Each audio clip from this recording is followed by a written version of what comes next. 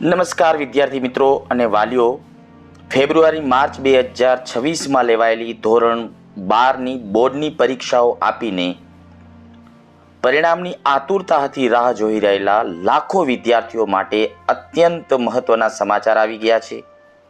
ગુજરાત માધ્યમિક અને ઉત્તર માધ્યમિક શિક્ષણ બોર્ડ ગાંધીનગર દ્વારા પરિણામની તારીખ સત્તાવાર રીતે જાહેર કરી દેવામાં આવી છે.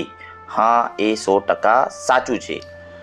નોંધી લેજો, આ તારીખ આગામી 4 મે 2026 ના રોજ સવારના 10 કલાકે બોર્ડની વેબસાઇટ પર પરિણામ જાહેર કરવામાં આવશે.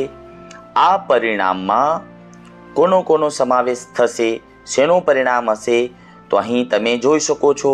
ધોરણ 12 વિજ્ઞાન પ્રવાહ, ધોરણ 12 સામાન્ય પ્રવાહ, ધોરણ 12 વ્યવસાયલક્ષી પ્રવાહ અને સંસ્કૃત. એના સિવાય ગુજકેટ જે આપ જોઈ શકો છો, ગુજકેટ 2026નું પરિણામ પણ આ જ દિવસે જાહેર થશે.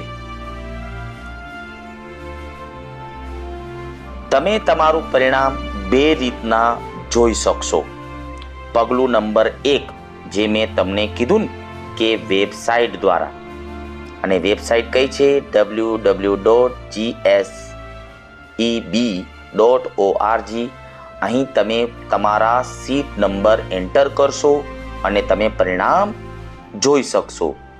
એના સિવાય પગલું નંબર 2 છે, જે તમને સ્ક્રીન ઉપર દેખાઈ રહ્યો છે, વોટ્સએપ માધ્યમ દ્વારા.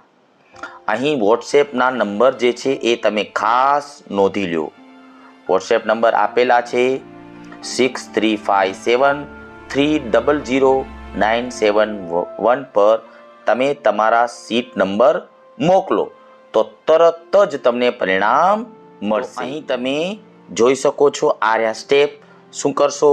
સીટ નંબર તૈયાર રાખો, પછી વેબસાઇટ જે છે જે gseb.org એને ખોલો અથવા વોટ્સએપ ખોલો અને તમારા સીટ નંબર દાખલ કરો તો તમે તમારું પરિણામ મેળવી શકશો.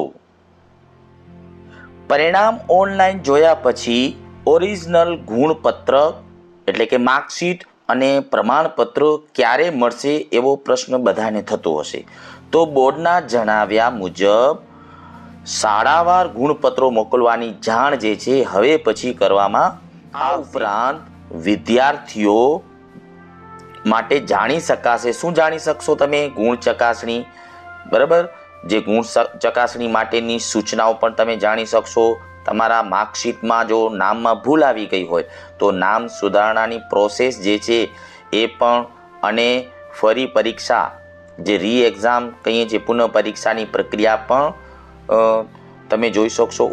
ઉપરોક્ત આ બધી સૂચનાઓ જે છે એ સૂચનો અને પરિપત્ર ટૂંક સમયમાં જ આ www.gseb.org પર પ્રકાશિત કરવામાં આવશે. વિદ્યાર્થી મિત્રો, તૈયાર થઈ જાઓ 4 મે માટે.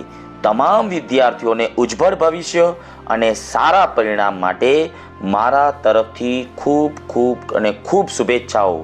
વાલીઓને નમ્ર વિનંતી છે, પરિણામ ગમે તે આવે, તમારા બાળકનો ઉત્સાહ વધારજો. બધાને all the best. Thank you.